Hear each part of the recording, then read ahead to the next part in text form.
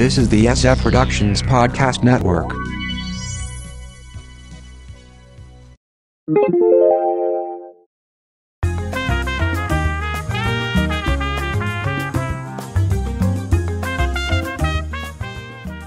Hollywood goes all Twilight-y. From the Pop Culture Bunker, I'm Mindy. And I'm Mark. You can check out our audio podcast, How I Got My Wife to Read Comics, on iTunes or on our website, sfpodcastnetwork.com. Now, Mark, I made you go see The Hunger Games when it came out. Mm-hmm. I'm not sure if I made you see it in the theater or DVD. made you watch it at home. Yeah. That's based on a YA book. Sure.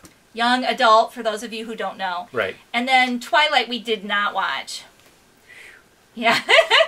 I did read Twilight, though, and I've read The Hunger Games. Mm-hmm. So this is really becoming a big source of media, the young adult book market. Mm-hmm.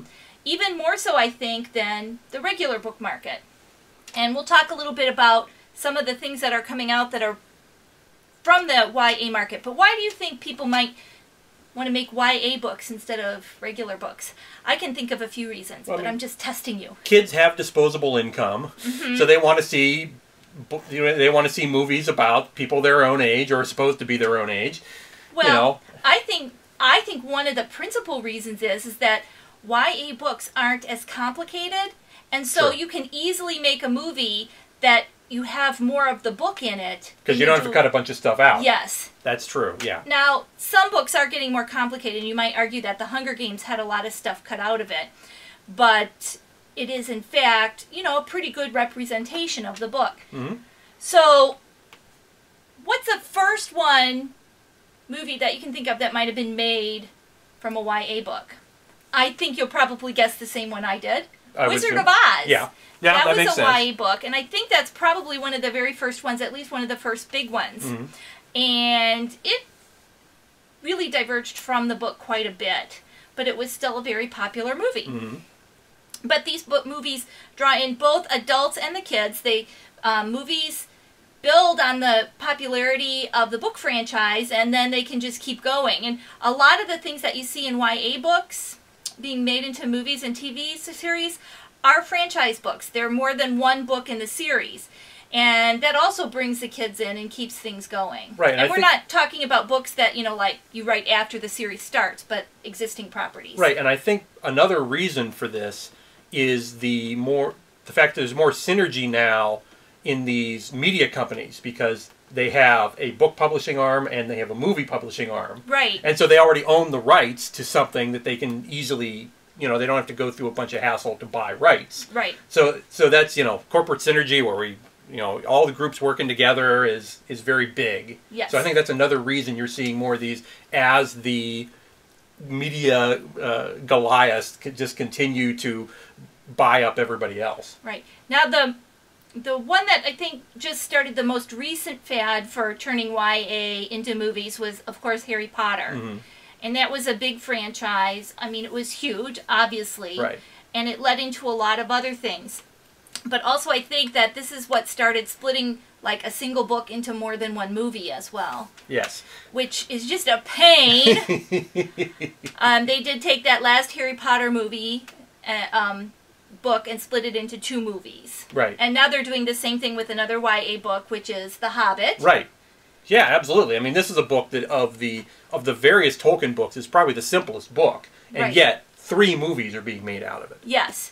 And then, of course, there is The Hunger Games that I mentioned earlier, and Twilight. Mm-hmm. And in both of those series, the final book is also split into more than one movie. Of course. So that's, that's something that we're probably going to see a lot more of. Mm-hmm.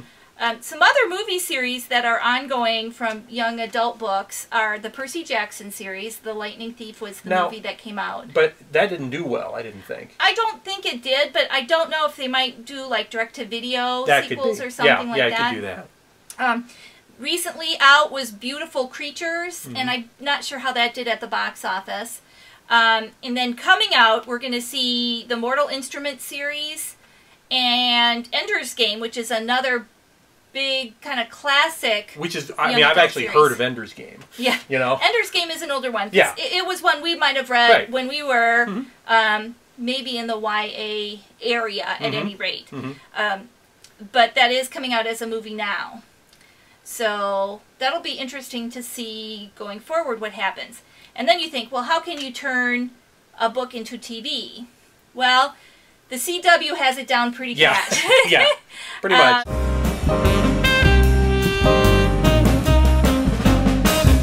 Sorry about that. We are just trying to learn this new video stuff and ran out of battery. Okay. Oh well, so let's go on. We're going to blame Mark for that one. Exactly. You were talking about the CW. The CW. So they really have down pat the turning YA properties into TV shows. Right. Vampire Diaries, Pretty Little Liars, although I think that might be ABC Family. I think that is. Secret Circle, Gossip Girl. So there's a lot of properties there that have been turned into TV shows. A lot of times they diverge from the actual book series as the TV show goes on, but that's understandable.